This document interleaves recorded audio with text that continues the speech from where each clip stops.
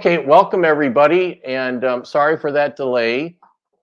If you're at the Marketing Basics Workshop for the non-marketer, you're in the right place, and we'll be spending the next now 55 minutes, and we got plenty of time, going through some of the marketing basics that can really, we believe, help your business.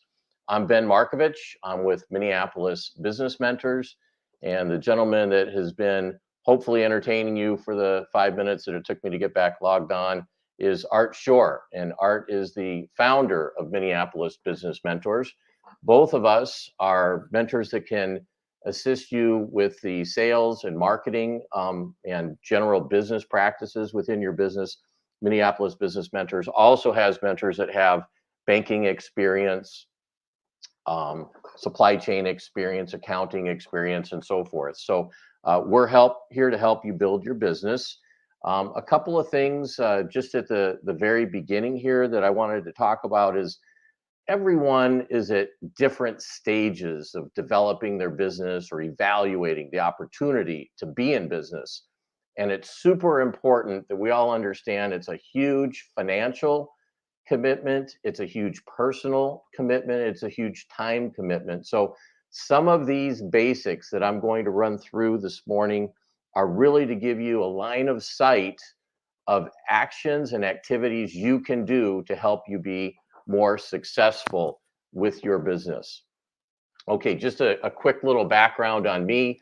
I worked at 3M Company for 35 years. I was in sales and marketing.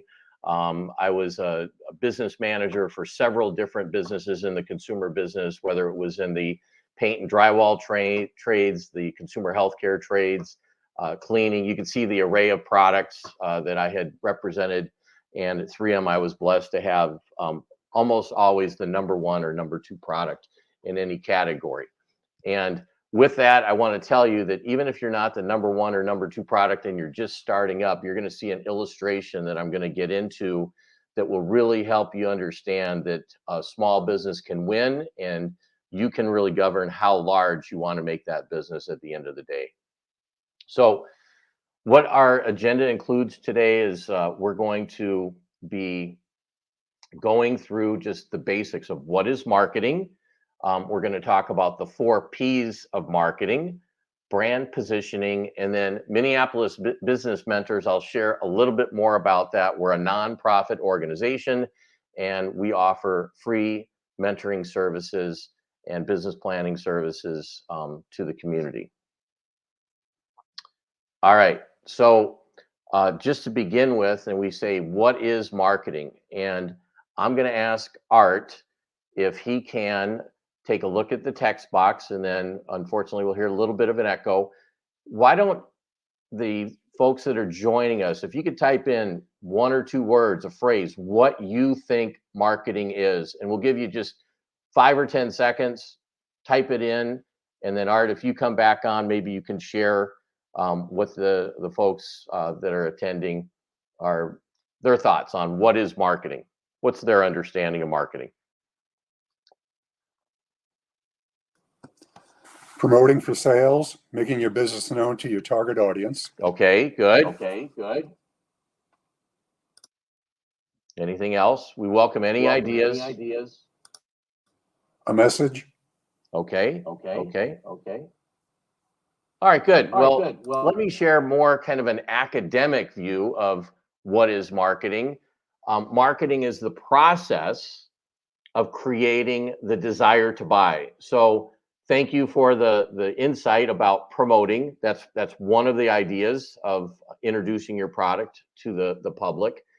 And these actions and activities are going to be what you do throughout what I call the path to purchase model. Okay, that's a business model that we begin with the planning stage. And I'm going to be talking about, and I have a couple of things posted here, and this is why I mentioned earlier that even a brand new business can start out while there are Goliaths in the industry. So Jimmy John started out about 25 years ago. Subway was already a market leader. And for those of you that don't know, today, Subway has more outlets than McDonald's worldwide. So when Jimmy John's came out, even a long time ago, they were the little guy that literally started a business out of a garage while Subway had tens of thousands of outlets. Okay. So that gives you a little bit of perspective. And throughout this discussion, we're going to talk about the path to purchase with Subway sandwiches and eating and fast food and that type of thing. So when we talk about creating a desire, creating demand, that's what I have is on the far left side of the arrow, which is the plan stage.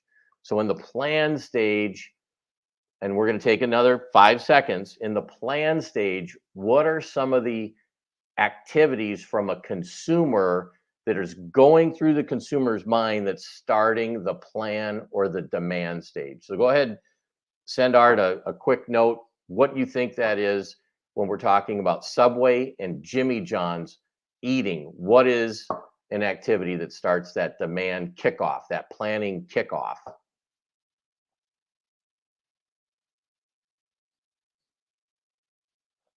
And Art, you could share that with us. Put your mic back on. I would if there was something in there. Okay. All right. Well, I'm going to help everybody out. Easy to find and quick to grab. Thank you. Okay. Quick. As Absolutely. a consumer, what sounds good when I want to eat. Okay. Thank you, Good Ben. one. That's it. Okay. So I'm going to kick it off. And we touched on a little bit with the two comments that came in. So the first thing is, I'm hungry. So that kicks off a planning stage. I'm hungry. Another one could be, I work in a business office and 10 of my colleagues are going to have a meeting, and one of the people raises their hand. They said, you know what? I'm going to schedule to have some catering brought in for our business meeting tomorrow. So there's hungry. There's a plan that could be a meeting. It could be something that on the drive home, I know my family's going to want to eat. So I'm going to pick up dinner or lunch on the way home. So it could be a catering opportunity. It could be a lunchtime opportunity. It could be something spontaneous. I just drove by their roadside sign that says Subway or Jimmy John's in 3 miles. And it says, that's when I'm going to eat, because otherwise maybe I might have to wait 30 miles for the next fast food destination. So that's the planning stage. And we want to be on top of mind during a planning stage. So then there's the shopping stage. And again, we're going to take I'm trying to make this as interactive as we can, because normally I would do this in person. I'd be calling on people, which gets some people very uncomfortable, by the way. But I'm going to ask you, in the considering or shopping stage, what do you think it is that the consumer is going through their mind when they're saying, okay, I'm hungry, I've got a catering event, I've got a lunch event. What makes it part of my consideration path that leads me to a buying step? What are some of those things? Got a couple of responses. If I'm feeding the family, who is offering coupons? Absolutely. So And price and quality and most bang for my buck. Okay. Good. I'm going to add a couple of more. This is a new one. Okay. Do they have an app so that I can pre-order? That might be a requirement these days for somebody that's going to go out and have a quick experience to pick their food up. It needs to be on an app, or you need to be able to order on the computer. It might be price, which ties into the comment about promotion. It might be, do they deliver? That is and has been very big for Jimmy John's, and we'll talk about that a little bit more. Art, any more come in? One person said how easy it is to get, and that goes with how quick. Absolutely. And price. Okay, and price. And the other is, when we talk about how easy it is, and this is just, I'm going to give everyone a hint. This is just 2 keystrokes. Which one is the fastest in terms of their positioning, and you can go in and get a sandwich fast? Send Art a couple of comments. It's 2 strokes. Jimmy John. JJ. Okay. So those are the things that It has to meet my requirements as a consumer when I'm going through the shopping or the consideration stage. Okay, so the next thing I do is I'm going to buy it. And for all of you that have made some comments, thank you. And you can see the positioning that has been ingrained in our brains that Subway is the economy, it's affordable. We didn't talk about fresh, but it's the price line, okay? It's the one that's the low price discounter. And Jimmy John's is freaky fast, it's delivery, and it's premium. And when I say premium, I don't mean expensive. I mean it's a value that somebody wants to pay for. They want to pay for a delivery, they want to pay for what might be a more delicious sandwich with different types of meat and cheeses. And Jimmy John's does everything they can do to meet that positioning. And we'll talk more about that in a moment. So when we get to that final stage, back to the earlier slide, the use. So in this case, it's somebody is eating the product. The most important thing is that they have a good experience. And if they have a good experience, what happens? They go back and create a cycle that when they get hungry again, they don't really need to shop and consider because they already have. All they need to do is plan, buy, use. And for all of you, if you can develop a cycle that is plan, buy, use after the first use, after the first interaction, you're going to have a very successful product, portfolio, service, whatever the case is. Okay, so just to kind of summarize with positioning, we want to be sure that we are in an area that we are communicating and making sure the consumer is understanding what we are delivering. What's unique? What's different? How does that compare to the competitors? And if you can set up positioning that is clear and that the consumer can understand, you're 99% there. Okay. And we'll talk about the other 1%, which is actually a prerequisite to be successful in business later. Okay. So we're going to talk a little bit about marketing plans. And in the overall, if you go all the way up the funnel, the biggest part of running your business is having a plan. And that's a business plan. You can see, especially entrepreneurs, you're wearing every hat. You have the marketing hat, the sales hat, the supply chain and logistics hat, the manufacturing hat, the laboratory hat. You wear all these hats.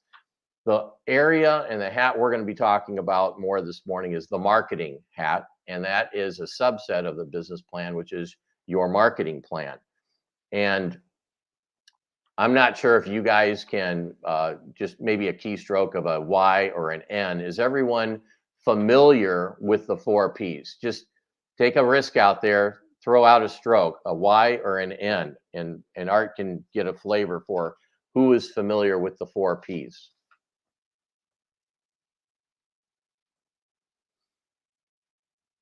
A lot of N's, Ben. A lot of N's. Then you know what? You guys are in the right place. Okay, because we're going to talk about product, price, promotion, and placement.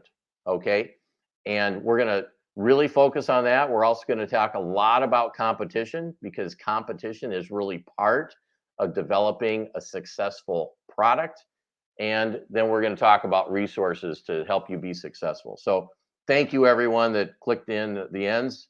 It helps me to understand where you're at. So there are a lot of resources available through Minneapolis Business Mentors and the SBA.gov website. There's templates, there's workshops, there's webinars, there's blogs, articles. All of these can help you with the 4 Ps and one-on-one mentoring, which is free through Minneapolis Business Mentors, can help you bounce ideas and so forth about each of the 4 Ps with a business mentor. So Peter Lynch is a very successful funds manager, mutual fund manager. And when he would evaluate companies, the basis for evaluation was, is it easy and understandable to an average consumer? And he writes, never invest in any idea that you can't illustrate with a crayon. So he's really just saying, keep it really simple. super simple to understand. So when we talk about, and I shared with you that we'll be going through the sandwich shop idea, okay, and how much more simple can it be than this? And we'll dig into this. And I'm going to focus more on Jimmy John's just to make it more clear. So when we look at Jimmy John's product or service, it's gourmet sandwiches delivered, and it's freaky fast, okay? And if you think about it, all the messaging you've seen on Jimmy John's, whether it's a TV commercial, a billboard, the signage in their store, it's focused on those three things, and it's pretty simple. There's nothing complex about that, okay?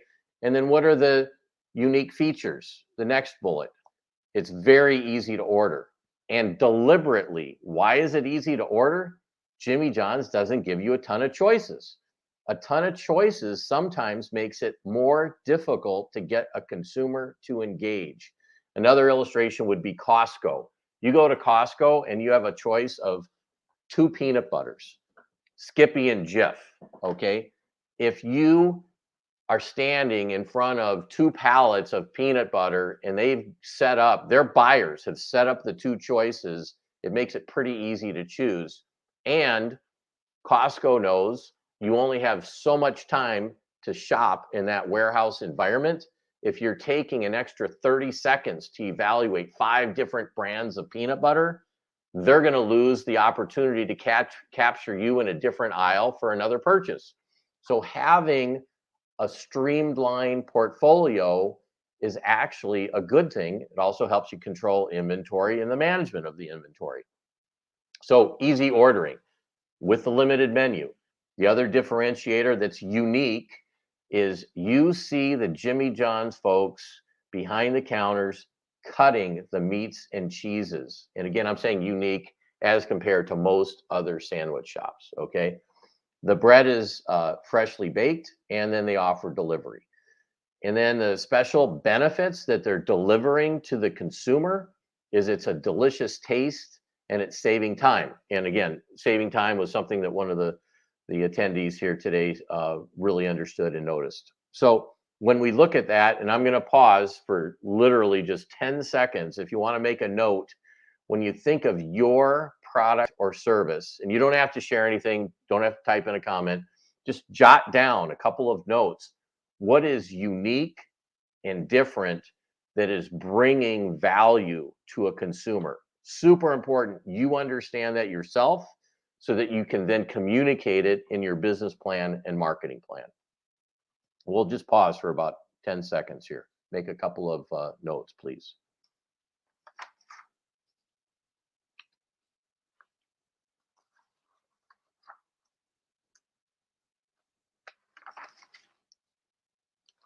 Okay, so now the next area that I am going to dig into, and again, I'm going to be using Jimmy John's throughout this illustration, is what is your target market? So again, Jimmy John's comes in to a business environment that there is literally different types of food to fill the hunger, catering, lunch, dinner need by a consumer. And he says, and Jimmy John's is a real person, by the way. And he was just out of high school when he started this. And he says, well, I know my target market because he did consumer research. He went into places all around his market area, which was a geography. His market area was a specific geography in the Illinois area. And he said, I think I can win. And I think I can win with a hot dog cart. Okay. Because people in certain specific area on a street corner, he could sell hot dogs off a hot dog cart. And this talks about doing your research. Okay. So when he first started, and he said, I can do it out of a hot dog cart. And he did further research that the money that he had, which he had a choice. And I'm going to give just a little background. He got out of high school and his father said, you could go to the military or you could have a small business. And I'm even going to fund $25,000 toward a small business. But if you're not successful and profitable in year 1, you're going into the military. And he really did not want to go into the military. So this hot dog cart business, he thought that's what I can do. And then when he did his research, and part of the research is understanding your costs, and he found out between heating elements, refrigeration, supplies, the cart itself, he couldn't afford it. At first blush, he thought $25,000 was going to be easy, but when he found out exactly what it's going to cost, he couldn't afford it.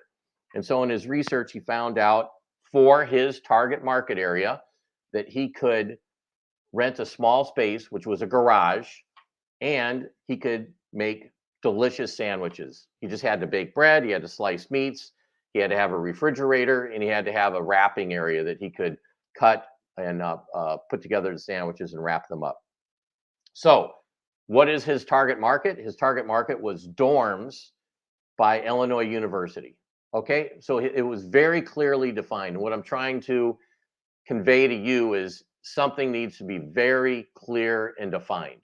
Okay, and he realized very quickly with the dorms, because remember, he wanted to start out on a street corner where people would come to him. He realized that even though his garage was very inexpensive as an establishment, he wasn't going to get a lot of traffic. So that's when he pivoted. So he pivoted away from hot dogs. He pivoted away from being on a street corner and pivoted to delivery.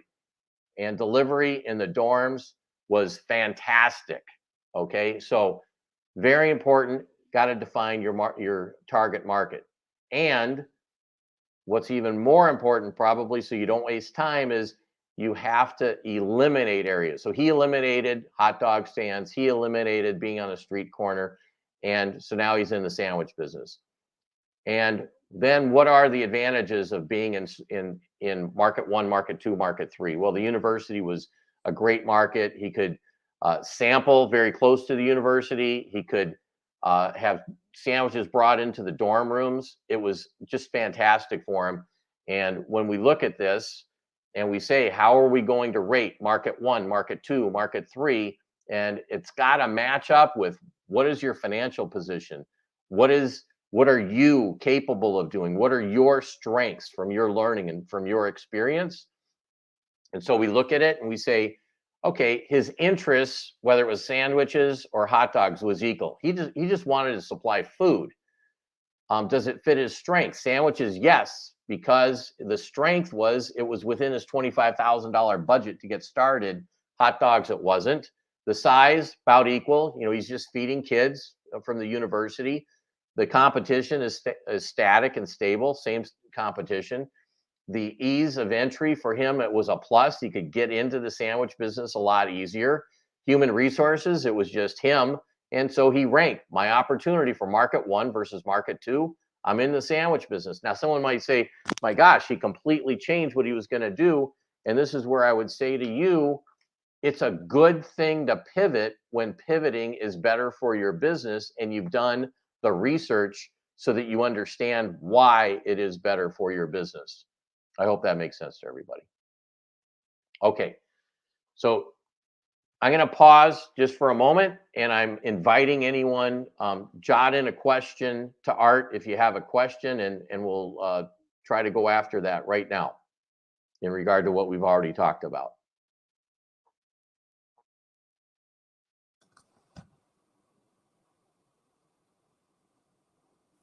Nothing All right. there. Okay, we're going to move on to competition. And in competition, we have a tool that's called a SWOT analysis, and we'll that's the next slide. We'll dig into that a little bit more. Strengths, weaknesses, opportunities, and threats. And then we have competitive intelligence. And you'll notice on the right-hand side, I have a telescope. And the telescope is, what is the overall market? Well, the overall market, we're talking about eating. It could be casual dining. It could be fast food. It could be food trucks. It could be a cart on a corner. And then the key competitors, I've got a microscope. Let's talk about Subway, Jersey Mike's, Cousins. Could even expand that a little bit with where Arby's is with sandwiches and deli sandwiches and things of that nature. In a local market area, you're going to have your own other smaller independent sandwich shops. All these things on the left-hand side, you've got to be sure you understand the competition. And when we talk about gathering, analyzing the competition, for this illustration of the sandwich shop, what would you think? We're going to take again, just a few seconds, type into Art, what do you think is the top way for you to understand the competition for a competitive sandwich shop?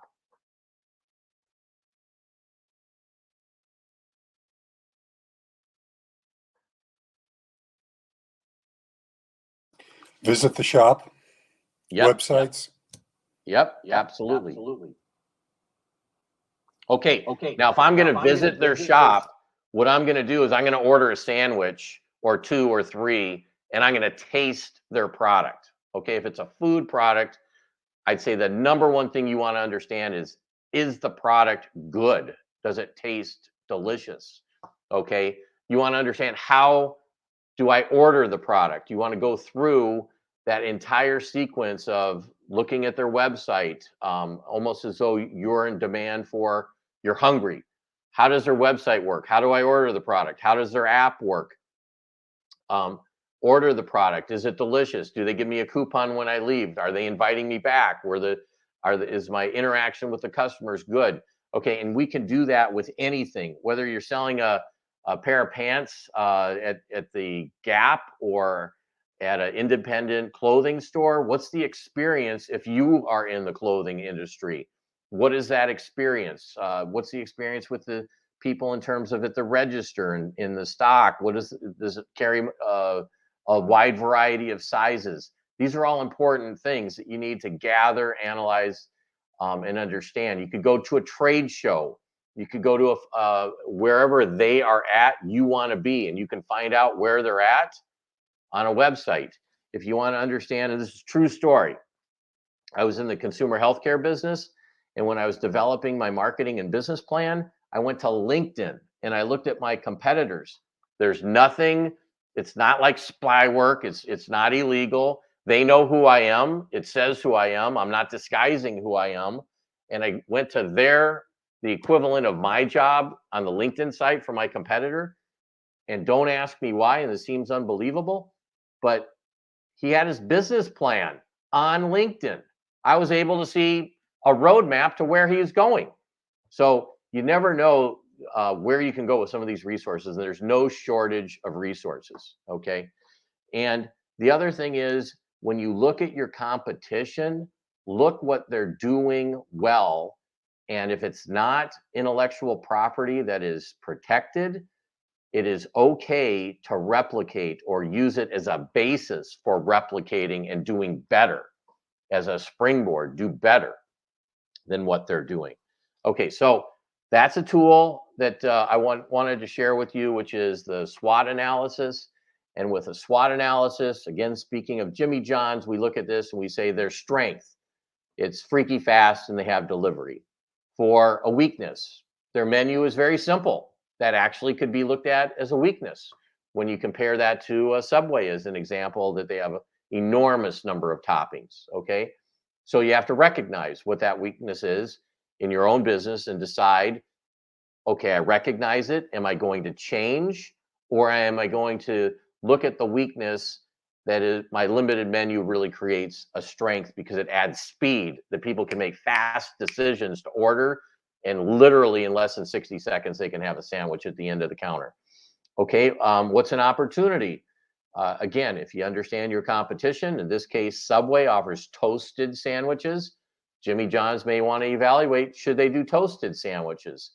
And then a threat could be, what if Jimmy John's was in taking that advantage of a delivery and saw their competition start to offer delivery? And then more recently, for those of you that have just been into Jimmy John's probably in the last year or so, you see they've added wraps. So, and they've added smaller sandwiches.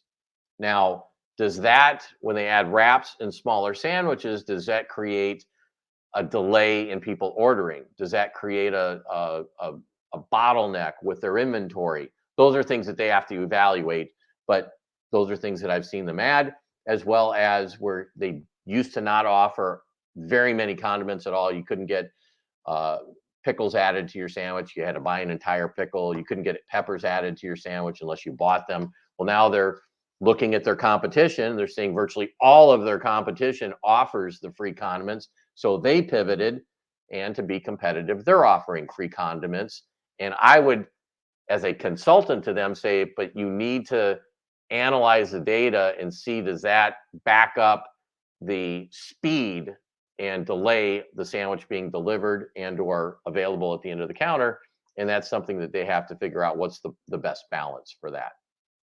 Okay, so that is the essence of a SWOT analysis. I'm comparing my product and portfolio to my competition's product and portfolio. Okay, super easy tool, super important. Okay, so we're going to take, again, a 10-second pause. You don't have to share this with me or Art, but list your number one and your number two competitors and make a commitment to yourself, whether it's a software company, a gaming company, food, clothing, that you're selling tangible widgets, or something that a service that somebody's going to buy. Who are your top two competitors that you're going to commit to do some deep research on?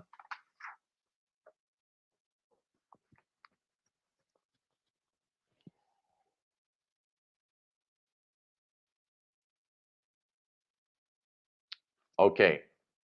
All right. So, and we're going to help you. The SBA is going to help you. Minneapolis Business Mentors is going to help you. And this tool, which is available on the SBA.gov website, they have wonderful videos. They've got wonderful templates and tools. It can help walk you through analyzing your competitor. And I'm going to add two more columns. You see the two columns to the right. How does a competitor compare to me, and is it important? And is the competitor offering something to the customer, and is that important? Because just because a competitor offers free pickles, if consumers don't like free pickles, that's not a big deal. And that's not something that you would need to look at as an added value. But if the competitor is offering something that you as a consumer, or in your research with consumers, thinks, wow, that is super important to me in my buying decision, in this case, to buy a sandwich, then you better be on board and have what is important to the consumer if it fits within your cost profile, okay, of delivering the final goods. Okay, so this is just another sheet that's available, a template, and I encourage you to really, really understand your competitor. And I know I've had a client that said, I just didn't have time to do a thorough analysis. And this is where, for me as a mentor, I would say to the client, you need to make an appointment with yourself.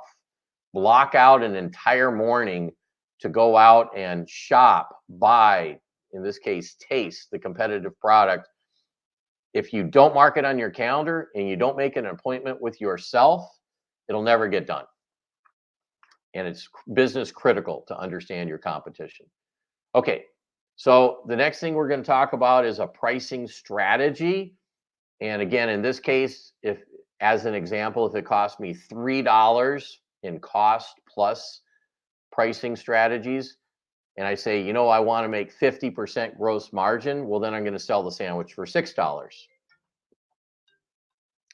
Okay, and if I'm doing inline pricing with competition, in my competitive analysis, I'm going to know sandwiches range between $6 and $9. And I'm going to decide that if I'm in line with competition for a similar value, what am I going to charge? And I may, in the case of Jimmy John's, I have a premium sandwich. I may bump that up just a little bit and charge a little bit more. Okay. And then the other is aligned with the customer of what they're going to pay. And that might be like a piece of art or software that is unique and different. What is the added value to the customer that I can charge a lot more, especially while it's brand new and no one else has anything like it? That would be something that's aligned with what we call value pricing. Okay. And then I'm going to jump down to promotional pricing. It really needs to be in line with your business's overall objectives, because you don't want to train people to always buy when something has a coupon, is on promotion, is discounted. But at the same time, as an example, let's say I have, and I'll use it with Jimmy John's, okay? If I'm a small independent sandwich shop, let's say I made a mistake and I ordered a ton of turkey and I have way too much turkey. Well, there's a reason you could say, I'm going to have turkey on special at 25% off today and tomorrow, and it's a one-time event, and I'm going to get rid of excess turkey. Okay. Now, and when I say excess, I'm talking about when it's still a number one condition and it's good and still has a good shelf life. If you have excess widgets in your warehouse and you want to get rid of them, or you have dead inventory that you'll never get rid of unless you discount it, that's why I say it's got to be in line and coordinated with your objectives. Okay. Because once you lower the price on something too often, the consumer, whether it's an industrial consumer, a commercial consumer, or retail consumer, you're training them to buy when something is lower priced. Okay. All right. And then again, the SBA offers a pricing worksheet that we hope will be of value to you. And the key is to be sure you understand what your own pricing strategy is. Okay. And that you don't just have, a lot of people think it's just going to be a cost plus. Cost me $10 to make a product. I'm going to sell it for $20. I would say dig a little deeper if you really want to have a long-term pricing strategy. I'm going to pause. Any questions on pricing strategy?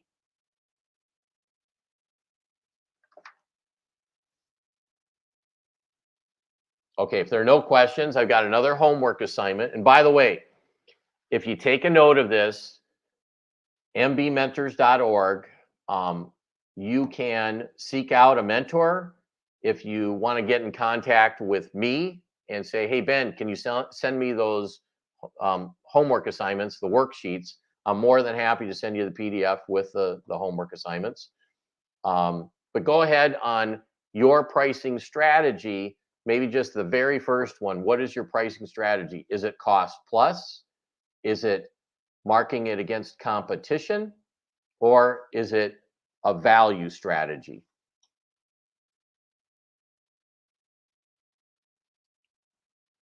Okay, and the next P that we're going to talk about is the promotional strategy. Okay, and there are so many tools in your toolbox when we're talking about promotions. And your biggest key is, and I'm not going to say whether you're going to pick traditional or new, more digital. I'm going to say, how are you going to balance them? Because you may not necessarily pick one or the other. You may pick both, but you've got to decide how you're going to balance your promotional strategy and the tools that are available out there. And so very quickly, and I know, I'm on day 4 now of workshops, so you probably have had an opportunity, especially to see a lot of social media type strategies and digital strategies. And, I've just highlighted Facebook and YouTube and Google and LinkedIn. So those are just 4 of literally probably 20 that are the top 20, and then hundreds that are available out there. But when we talk about traditional, and I'd say don't forget about the traditional. I mean, as an example, I'll give you a personal example. I had a solicitor come to my front door selling a service that, helps you around your home. And I said, oh, this might be something very interesting to me. And do you have a business card? They said, no, we don't carry a business card. We want to save a tree, which frankly, I think was more of an excuse. They said, we only will capture your information and data and put it in our own CRM base and database, and then we'll get back to you. I said, well, I actually don't want to give you all my information. I just like a business card. And he walked away without me giving him any information and without dropping a business card for me. So you need to have some traditional communication tools. I would say a business card is important, okay, for that type of a situation. Now, if you're in the software industry and you're using your iPhone and someone says, okay, well, let me just send it to you. I'll go ahead and drop it for you uh, immediately on AirDrop or something. You have to understand what your clientele is and what's acceptable. Somebody walking around a residential neighborhood, I don't think it's too much to say they should have a more traditional approach. Or direct mail, getting something in your mailbox that maybe is something that, again, a residential tool. And then again, balanced against what is available on the internet, SEO, Facebook. Now, my recommendation is when we think about digital marketing and Facebook, Instagram, YouTube, things of this nature, I would suggest learn one or two very, very well, forwards, backwards. Take a mini course on it, go to a seminar, do a workshop. Minneapolis Business Mentors has a social media workshop as an example. Don't try to do 10 of them at one time. You'll dilute your effort and you'll, in my opinion, be poor at all of them. Try to take one or two and be very good at it before you move on to the next one, and fully understand and fully exhaust the one or two of what they can deliver for you.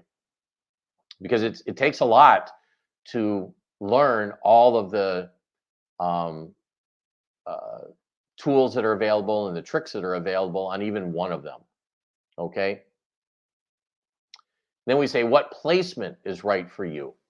And I actually just went into one of the Hopin events and was watching an Amazon discussion, which was fantastic. And you have to decide, do you need to be in bricks and mortar? Do you need to be on a tabletop for if you're selling small, tangible items, food or little widgets?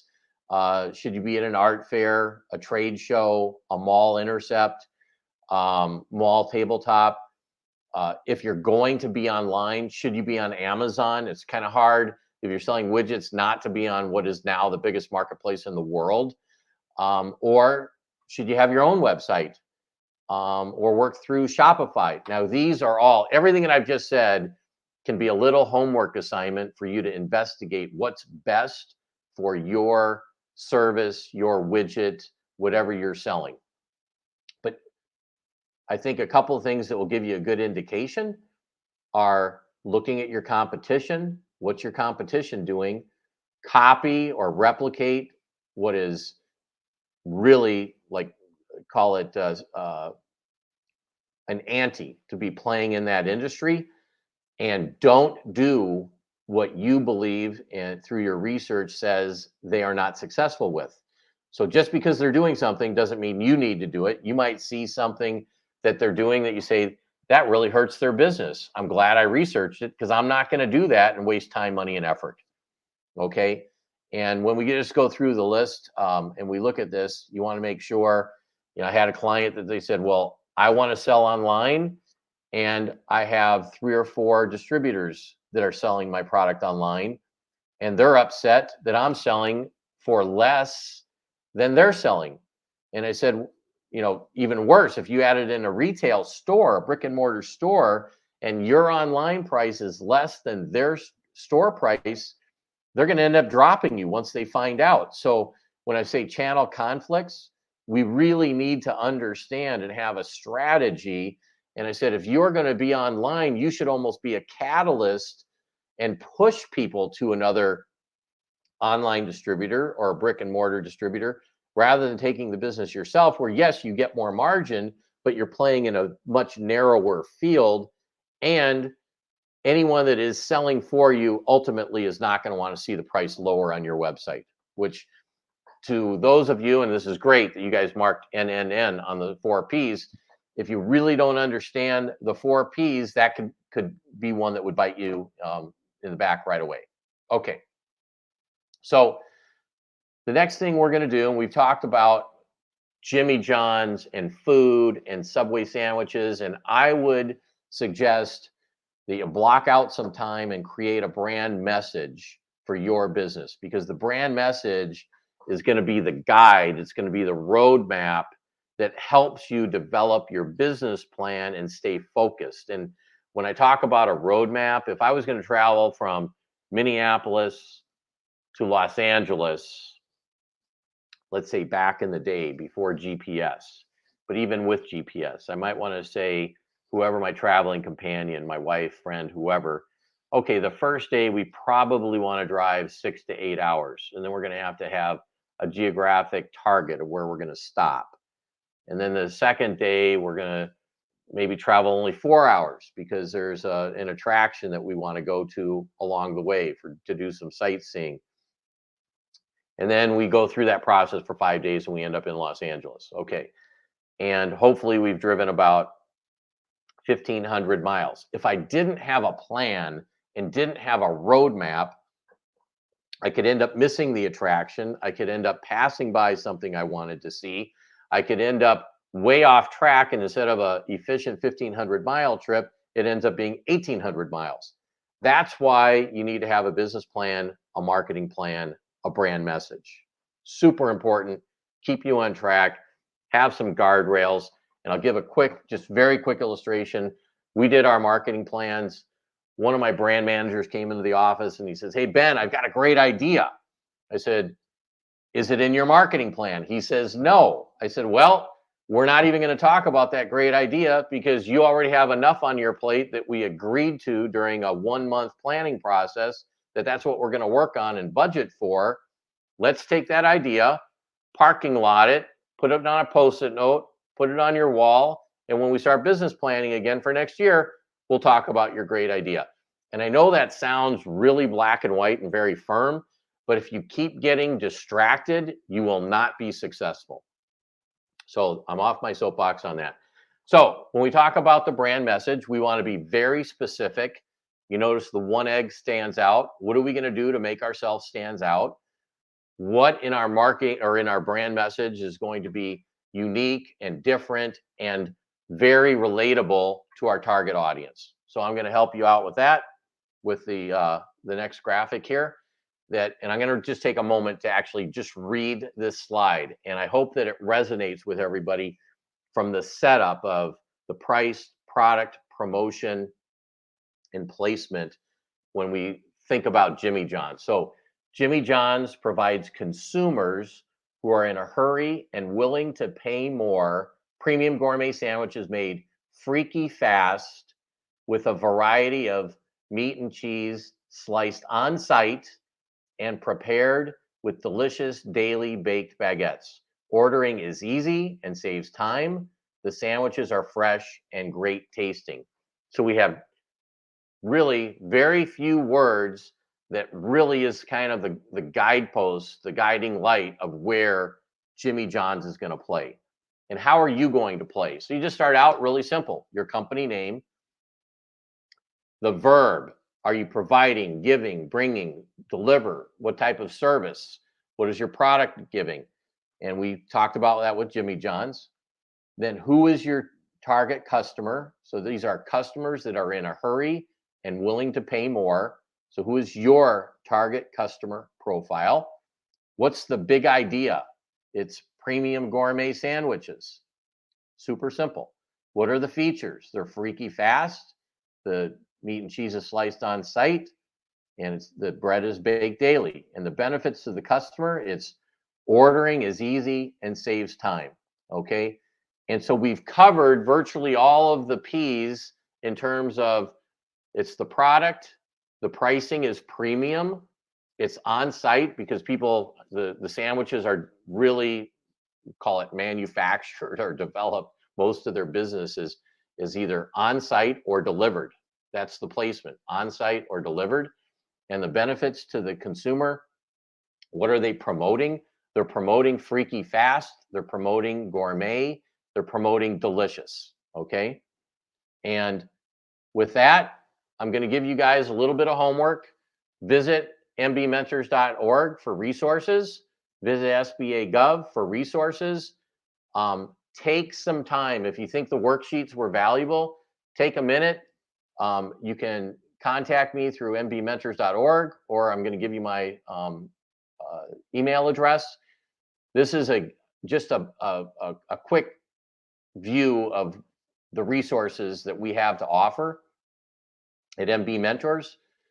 And And again, we're a group of experienced people. I have 35 years of experience. I'd say on average, that's pretty normal for one of the Minneapolis business mentors. It's volunteer, it's nonprofit, it's free and confidential.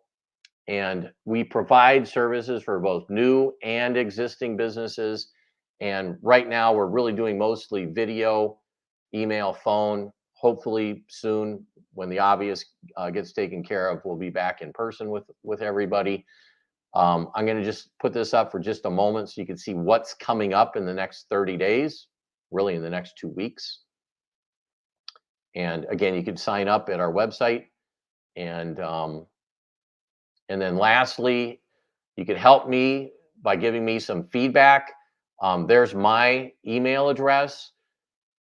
In this type of an environment that we're doing, Zoom, virtual, and so forth, and Hopin, we're grateful to the folks from Twin Cities Business Week putting this together, Startup Week putting this together. What can we do more of, less of, or differently to make this more valuable to you? And with that, I want to thank everybody.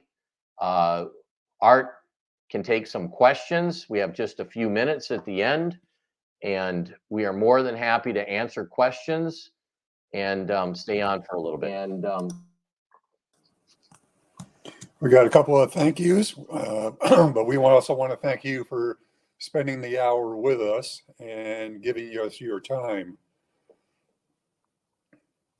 Is it a no-no to only have one target market, Ben? If the target market is large enough and broad enough that you can sell enough goods, services to make the sales and profit that you have in mind, nothing wrong with that. Nothing wrong with starting with one and then very carefully expanding